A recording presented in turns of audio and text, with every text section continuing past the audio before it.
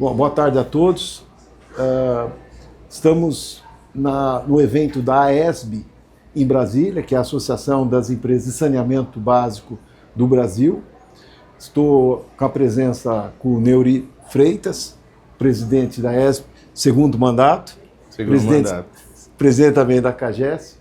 Primeiramente, Neuri, eu gostaria de perguntar como é que está sendo o evento. Claro que é sempre evento de sucesso, a gente sabe, tem acompanhado vocês já há um ano, né? A Brat tem participado de todos os eventos que vocês estão promovendo aqui, são vários por ano, né? Eu gostaria que você fizesse primeiro uma análise de como é que foi esse ano, né?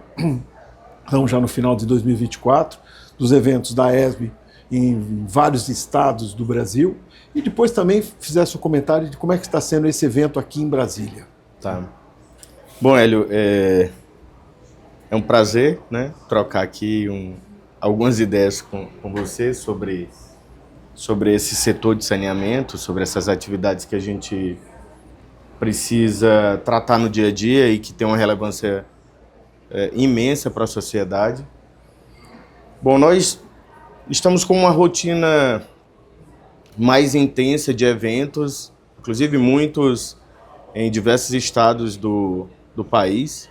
Hoje nós temos 24 estados dentro da AESB, são 26 empresas associadas, e a gente tenta levar esses eventos, né, para algumas regiões, obviamente para prestigiar, mas também para, né, ter aí algumas trocas de experiência. Geralmente quando a gente vai para algum outro estado, a gente tenta convergir para aqueles seminários ou eventos, visitas técnicas, né, ou palestras de algum especialista de acordo com o assunto ou o tema que é tratado.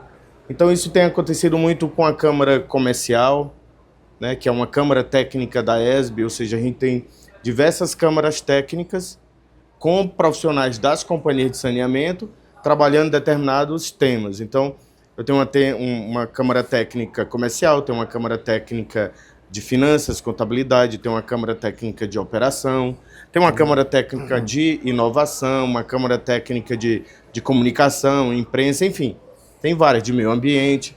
E aí, na medida da necessidade, a gente tem esses eventos espalhados pelo país tratando esses temas, tá? E esse seminário, especificamente, que é o Seminário Universalizar, ele é o seminário tradicional da AESB, uma vez por ano. A gente sempre faz no fim de cada ano e tentando conciliar com o mês, a data de aniversário da associação, e aí esse ano a AESB completando 40 anos de atuação, e trazendo temas que são super importantes e que precisam ser discutidos com o setor, com os profissionais das companhias, com os fornecedores, parceiros do setor de saneamento, porque se a gente não tratar esses temas, a gente certamente vai ter dificuldades de atingir a universalização, de implementar todas as soluções que são importantes para o setor. Então, hoje o tema mais tratado aqui no evento é mudança climática, porque a mudança climática ela tem gerado um transtorno gigantesco para o nosso setor, para as nossas associadas. Então você pega aqui as empresas do norte, todas estão com problema de seca severa. Não tem água. Não tem água bruta dos rios para tratar nas estações e fornecer para a população. Lá no Acre, nós tivemos depoimentos hoje aqui no evento da diretora lá da Saneacre, de que está faltando água, não tem como produzir, não tem carro-pipa. Ela inclusive falou uma coisa que eu fiquei um pouco chocado. Lá no Acre só existem 11 carro-pipas. Do estado, por estado Sim, todo? Achei aquilo impressionante. Muito preocupante. Então você tem regiões de comunidades indígenas que não tem mais água e você não tem nem como levar água da capital para essas comunidades. Então, assim, em Roraima, mesma situação, bem difícil, a Amazônia, mesma a mesma situação, Rondônia também com uma situação bem delicada.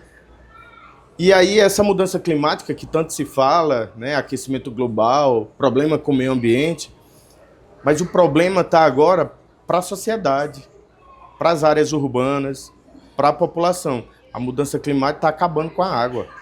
Sem dúvida. Então, ou eu tenho seca ou eu tenho enchentes, como aconteceu no Rio Grande do Sul, e aí a água naquele volume também não serve. Exato. Também fica sem ter abastecimento para a população. E aí hoje, aqui nesse seminário, ontem, hoje e amanhã, a discussão está muito ligado a isso, está muito ligado à mudança climática, o que a gente precisa fazer para trazer, né, mudança nessa condição climática, como nós vamos conviver com isso. Eu falei agora há pouco aqui, numa outra entrevista, que lá no Ceará a gente trabalha e convive com a seca, porque ela vai existir. O que a gente está vendo aqui hoje, com base no relato de todas as empresas, é que a gente tem que conviver com essa condição climática e com esses extremos, ou de muita chuva, ou de seca, né, muito intensa. E aí como trabalhar isso, como planejar, como se preparar para essas situações. A condição lá no Acre, pelo que a Daniela falou, que é a diretora lá de planejamento, em 5 meses eles saíram de uma enchente que chegou a inundar 80% de uma cidade para uma seca severa, em 5 meses. Como se prepara e se planeja para esse tipo de situação? Então, hoje, o nosso principal foco de discussão é em relação a isso, porque existem outros que são mais, eu diria que hoje são mais periféricos, né? A reforma tributária que está aumentando o valor do imposto.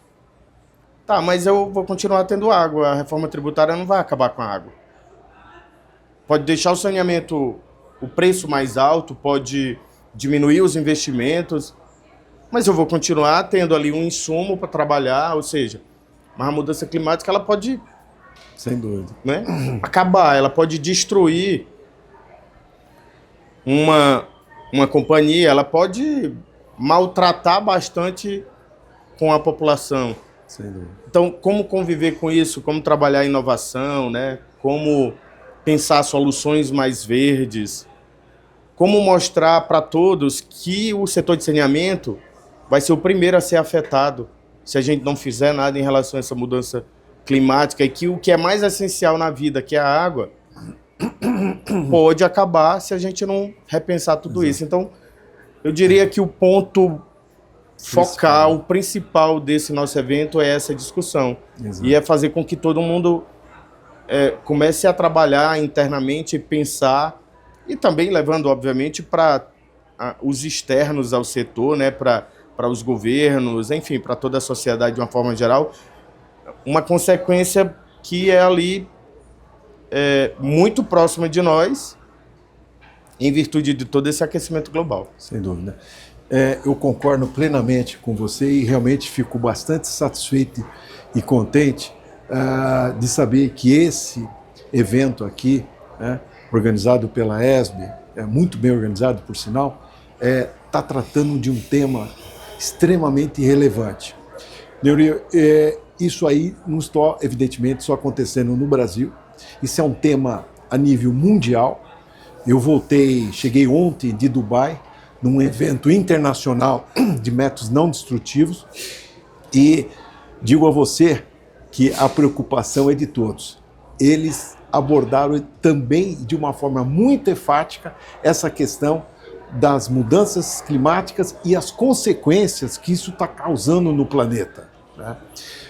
Nesse sentido, a gente inclusive foi convidado agora, a Abrat, para participar dessa Câmara de Inovação. Por quê? Porque o método não destrutivo, todos que conhecem o método não destrutivo, né, imagino que é uma tecnologia que tem a ver com o transtorno urbano, evitar problema no trânsito, a população, coisa tal. Mas ele tem uma característica extremamente importante, que é redução da emissão de carbono, que afeta, evidentemente, as mudanças climáticas, que causam todos esses problemas que você bem citou aqui, Sim. com muita propriedade, que é a questão de enchente na região sul e sudeste, e na região norte, centro-norte e o nordeste, a seca, né? Os métodos não destrutivos, como eles utilizam menos equipamentos de menores portes, eles emitem menos carbono. E isso foi muito enfatizado nesse evento em Dubai, né? E mostrou que o método não destrutivo ele pode contribuir muito para diminuir o que nós estamos passando aí com as mudanças climáticas. Nesse sentido, Neuri, eu queria que você falasse um pouco dos métodos não destrutivos, como é que ele está sendo útil nas outras companhias, não só na CAGEST, eu gostaria que depois você entrasse na questão da CAGEST em particular, mas também nas outras companhias estaduais, onde o método não destrutivo está sendo benéfico em todos os sentidos, né? A gente sabe que o método não destrutivo ele proporciona uma obra mais limpa, mais rápida, com mais segurança, tem um melhor custo-benefício, mas também ele emite menos carbono, ele está a favor do meio ambiente. Com esses benefícios, várias companhias estaduais têm aplicado o método não destrutivo e eu gostaria que você fizesse algumas colocações nesse sentido para os associados da BRAT. Bom, primeiro assim, eu vejo o método não destrutivo como um processo de inovação para o setor de saneamento. Uhum. Às vezes a gente até trata inovação como sendo algo totalmente novo, nunca, né, pensado e tal, mas a mudança apenas de um processo de construção, de uma adutora, de uma reforma de uma adutora, de um coletor, de um interceptor, isso para mim já entra dentro dessa ideia de inovar, de buscar alternativas que são mais adequadas para a nossa necessidade, para a necessidade urbana, para a necessidade do meio ambiente.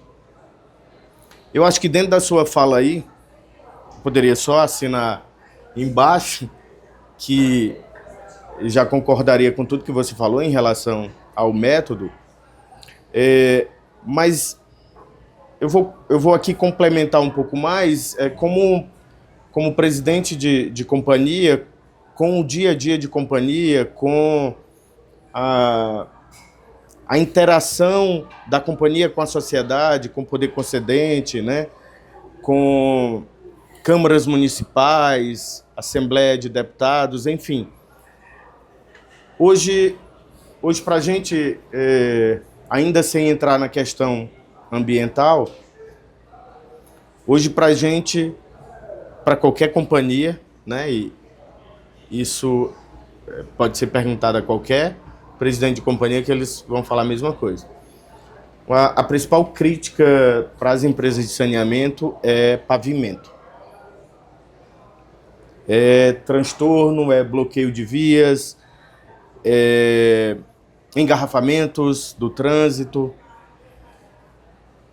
Então, você ter uma solução que evita isso, já traz um benefício absurdo para as companhias de saneamento.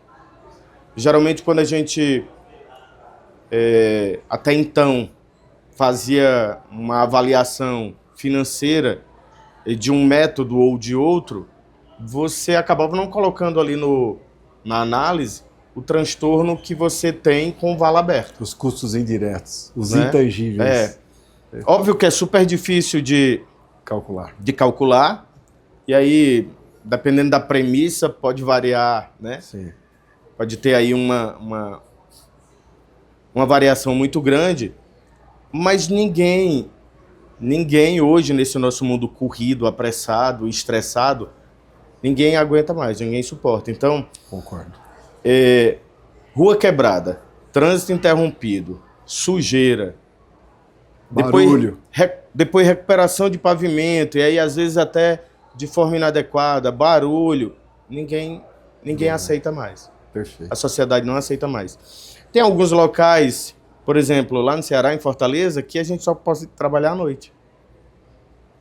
Como é que você vai trabalhar à noite quebrando, cortando? E a turma que está dormindo? Exatamente. E aí, às vezes, Martelete. Sim, Tá, não, tá, tá, tá, não tá, dá. tá. Não dá. Então, dá. assim, pelo aspecto de um melhor convívio com a sociedade, o método não destrutivo já é perfeito. Obviamente que se a gente pensar em todo o método de quebrar, abrir vala, aí você vai pensar, bom, eu tenho que escavar, eu tenho que usar máquinas, eu tenho que cortar, eu tenho que usar gerador, eu tenho que usar disco de corte, eu tenho que usar aquelas... Maquita. O marteletezinho, Certo. eu vou ter que usar caminhões para retirar material de obra, eu vou ter que usar caminhões para trazer material novo de obra, eu vou ter que refazer asfalto.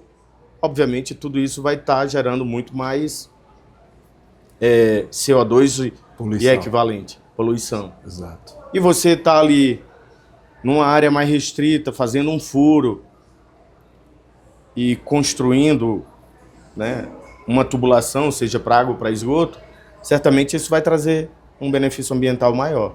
Então a gente traz um benefício social, traz um benefício urbano, traz um benefício ambiental, e é tudo isso que a gente está discutindo aqui hoje. Exato.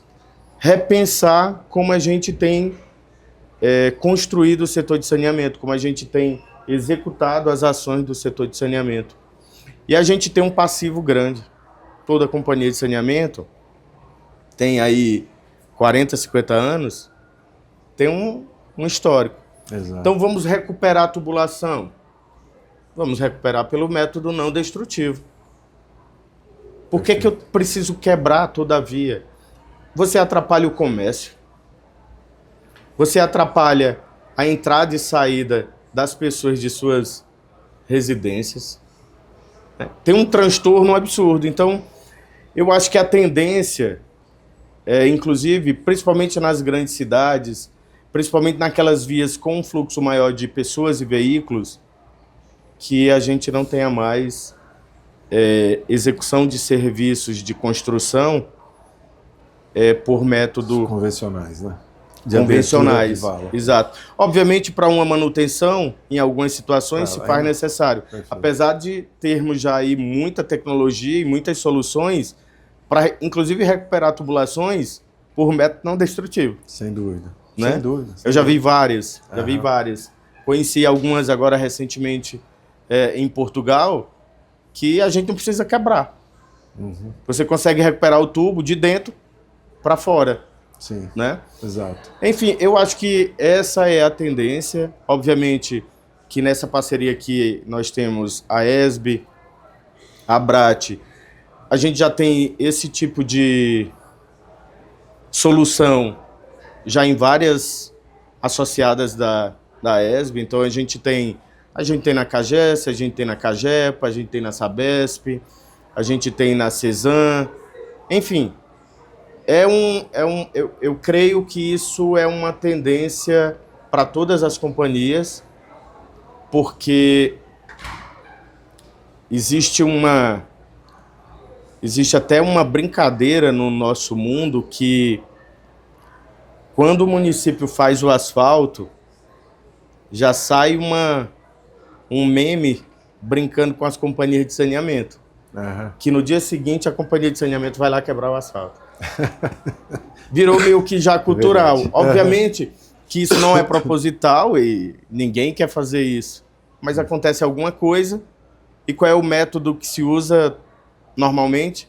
Claro. O convencional, de quebrar. Exato. Né? Então, assim, eu acho que muitas já estão trabalhando nesse sentido, principalmente onde a gente tem um fluxo maior de veículos e de pessoas para não atrapalhar o trânsito, né? Não atrapalhar o dia a dia da sociedade.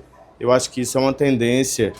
E essa tendência,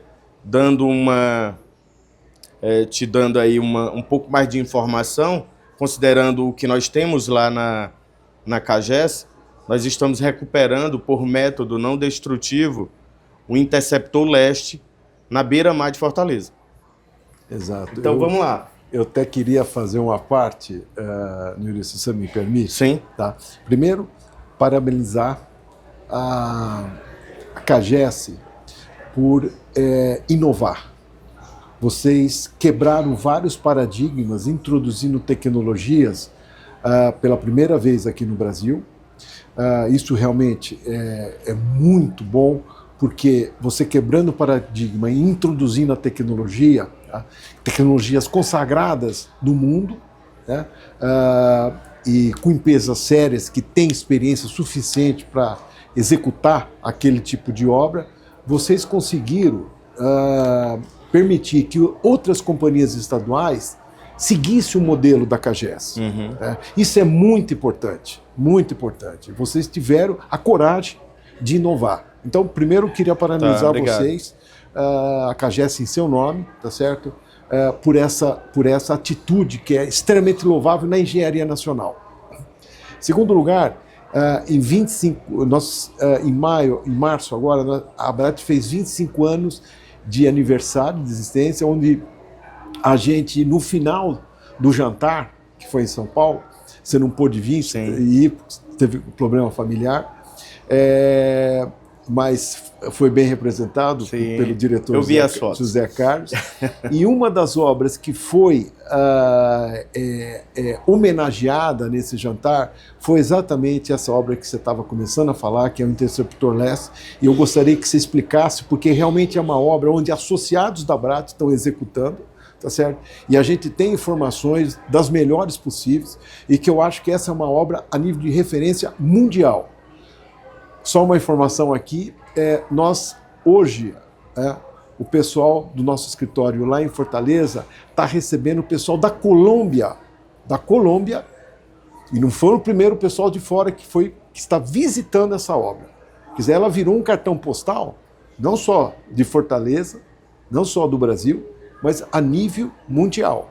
Tá certo? Então, mais uma vez, parabéns aí pela iniciativa, parabéns pelas obras, parabéns pelo conceito de introduzir métodos não destrutivos, que são extremamente benéficos à população. Como você bem disse, hoje a população, não é porque você está fazendo uma obra que a população aceita gratuitamente, sem reclamar.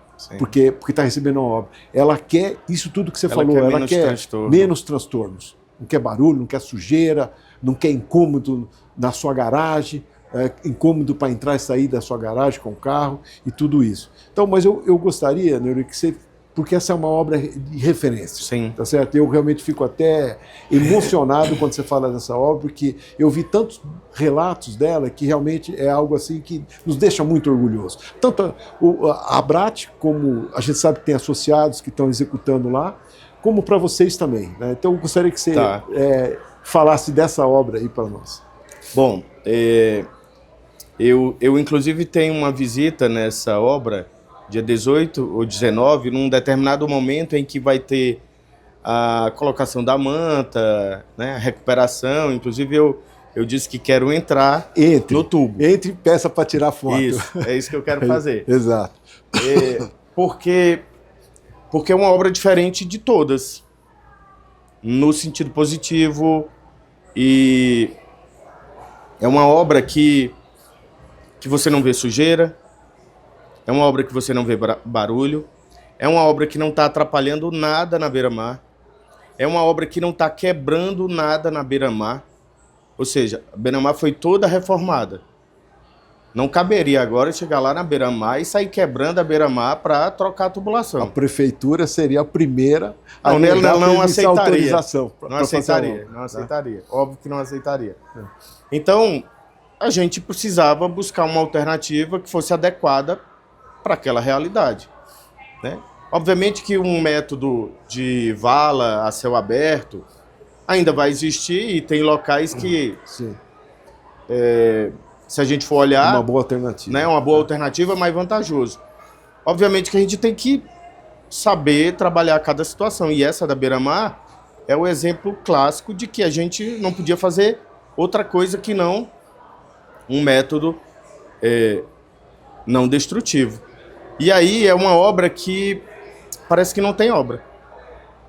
Porque você anda na beira-mar, você não vê obra. Exatamente. Né? Ou seja, a população que circula na beira-mar só percebe que é uma obra quando chega alguma tubulação, quando chega algum equipamento, que aí fica ali do lado, aguardando para ser instalado, ou no momento que você está fazendo ali um bypass para iniciar os trabalhos de recuperação da tubulação do interceptor de esgoto, lá né, que é um interceptor grande, que vai de 1.500 milímetros a 1.700, ou seja, uma obra grande, E complexa. E muito complexa. Que parece que não tem obra. Exato. E aí eu vi uma situação, um determinado dia eu passei pela beira-mar, não fazendo uma visita ou fiscalização na obra, mas eu passei na beira-mar e eu fiquei olhando uns cavaletezinhos, umas divisórias, né, azul com branco, uns bags para algum material. E aí eu lembrei que em viagens minhas para outros países, eu via obras de saneamento, todo mundo com os bagzinhos, você não ficava nem a areia na via, era dentro de um bag. Que eles retiravam e depois traziam, ou seja, sujeira zero. E aí eu vi essa mesma prática lá na beira-mar, que é a mesma prática que a turma adota na Europa. Você não vê sujeira, não vê barulho. Enfim, é uma obra realmente para ser visitada, é uma obra para servir de referência, para ser um aprendizado para os demais, né? Obviamente que quebrando é outra realidade, mas é o que eu estou lhe falando. Exato. Tem situações que não dá para quebrar. Então, Claro. Eu acho que talvez seja... Talvez não.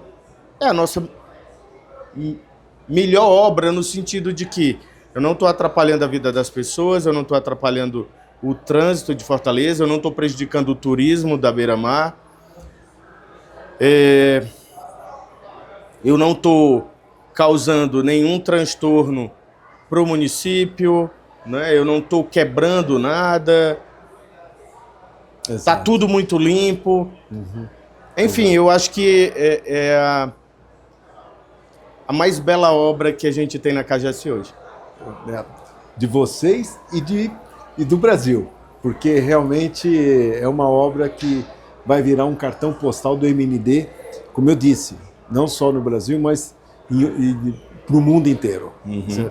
E eu quero tirar a foto dentro do tubo. E eu já adianto, Neuri, de primeira mão aqui para todos, né, que esse evento internacional de métodos não destrutivos, que acabou de acontecer em Dubai, o ano passado foi no México, próximo ano vai ser em Vancouver, no Canadá, depois vai para Nova Zelândia, de Nova Zelândia vai para a Itália, e em 2028, em Dubai agora, nós fomos convidados a realizar o International Dig Show, o evento no Brasil. Tá certo? Então estamos vendo aí qual que seria o melhor local, mas muito provavelmente esse evento 2028 vai ser realizado aqui no Brasil.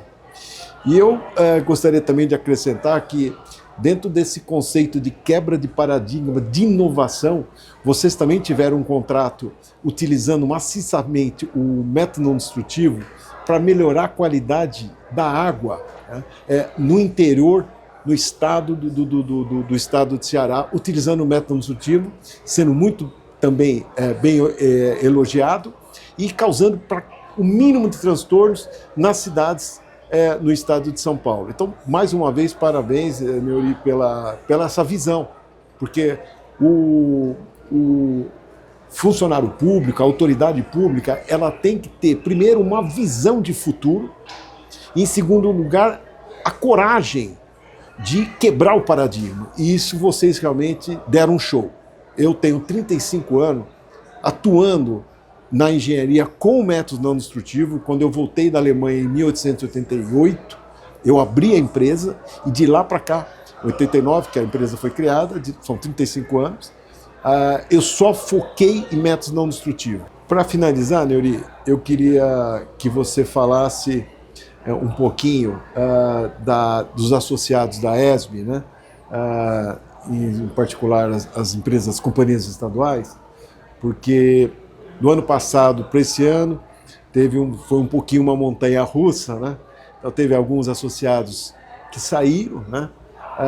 Por alguns foi por questões políticas até, mas você teve uma habilidade muito grande e conseguiu resgatar a grande maioria desses associados, né, que nós estamos vendo aqui. Temos o prazer de encontrá-los aqui, né, em Brasília, nesse evento da ESB. Fala um pouquinho disso para nós.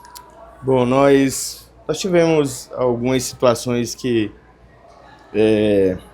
marcaram um pouquinho aí essa nossa história de AESB, em virtude realmente da saída de alguns associados, alguns inclusive bem representativos, e basicamente em função de uma situação política que ainda não estava muito bem digerida, azeitada, né? Enfim, então nós tivemos a saída da Sabesp, São Paulo, né? Da Copasa de Minas Gerais, da Corsan do Rio Grande do Sul, da Casal, Alagoas.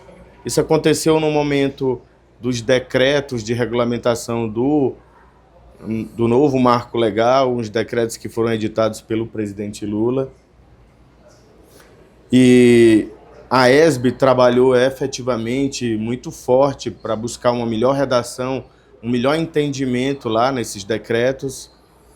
E algumas empresas resolveram sair. Mas agora a gente está começando a ter de volta essas empresas. Obviamente, eu acho que elas estão percebendo que a associação ela traz mais benefícios, né, para elas. A gente tem diversas discussões e debates sobre temas relevantes do setor, em que a ESB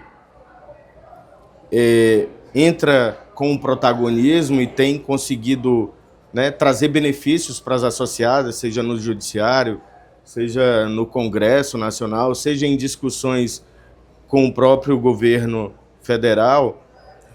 E aí todo mundo está começando a entender que o que a gente quer aqui na companhia e como associação é trazer benefícios para o setor e para os nossos associados. Hoje, inclusive, nós temos associados que são privados. Porque a ESB, no seu início, ela começou e funcionava como companhia, como a Associação das Empresas Estaduais. Ou seja, tínhamos as estatais de cada governo e agora a gente, em virtude desse novo momento do setor de saneamento, em virtude de algumas privatizações, em virtude de algumas outras modelagens, para se chegar na universalização, a gente tem, por exemplo, a Sabesp, que ainda tem participação do governo de São Paulo, mas ele não é mais o controlador, então hoje é uma empresa privada.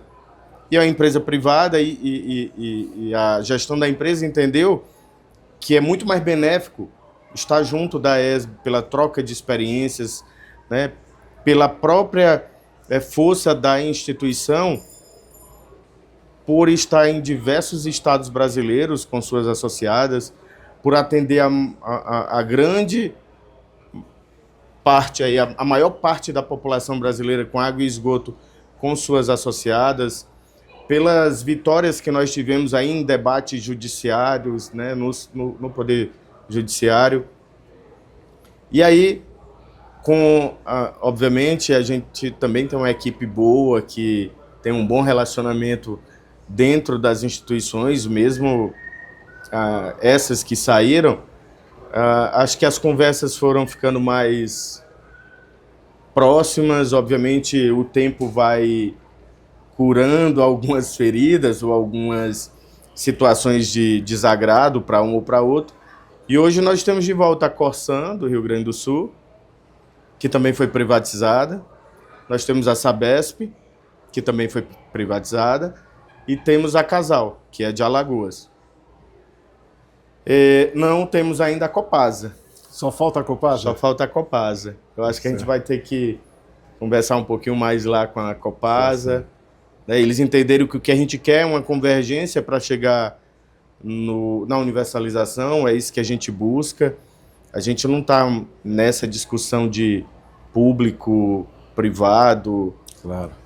Ou seja, obviamente que dentro das particularidades de cada setor, de cada segmento aqui do setor de saneamento, existem tratativas que são do privado e que não cabem para o público, existem tratativas que são do público que não cabem para o privado, existem tratativas, inclusive, do público regional, que são as nossas associadas, para o público municipal, que são as associadas da ACEMAI, e que tem divergências. Então, hoje, no setor de saneamento, existem divergências entre público regional, público municipal e privado. Exato. Tá? Uhum. Mas, ainda assim, a gente tem a maior parte da discussão e das ações que são comuns e convergem para o mesmo objetivo, que é levar abastecimento de água potável para a população, coletar, tratar e dispor adequadamente no meio ambiente o esgoto doméstico. Perfeito. Então, acho que começaram a entender melhor. Eu acho que nós também, das demais associadas e a associação, acho que esse processo de novo marco legal também trouxe muito aprendizado, muita discussão e tentando entender todos os lados. Eu acho que agora é dar as mãos e tentar fazer o que precisa. Não, sem dúvida. Vocês realmente tiveram a capacidade e a qualidade de colocar esse ponto da universalização como tema central, né? Esse evento, inclusive, universalizar, vem de encontro a isso. Eu acho que as companhias, como você bem falou, entenderam esse recado, que todos procuram esse mesmo objetivo, né? Tem de trazer qualidade de água para o máximo da população e fazer a coleta, evidentemente, de esgoto e tratá-lo também. Mas esse é um tema que eu acho que foi, vamos dizer assim, o ponto principal da união de todos, né, para conseguir o que todos almejam, né? Quer dizer, unidos, vocês têm muito mais chance de atingir os objetivos do que desunidos. Então, parabéns pela reconquista desses associados. Vocês ouviram o Neuri Freitas, presidente da ESB pelo 2º mandato, presidente da CAGES. Obrigado, Neuri. Obrigado. E para finalizar, quando e onde será o próximo evento? Bom, nós teremos alguns eventos de câmaras técnicas, mas um evento de um porte melhor, inclusive um evento internacional para o setor de saneamento, em parceria com a FESP São Paulo. Nós teremos em Fortaleza, no mês de abril de 2025. Ótimo. E, Neuri, pode contar com a Abrat, que nós vamos estar junto lá com vocês, porque a gente entende que é de fundamental importância para poder divulgar o máximo possível os métodos não destrutivos, com seus benefícios, tudo que nós abordamos aqui, que a gente tenha espaço em eventos dessa qualidade como o da ESB. Obrigado. Eu que estamos agradeço. juntos. Obrigado. Um abraço a todos. Um abraço.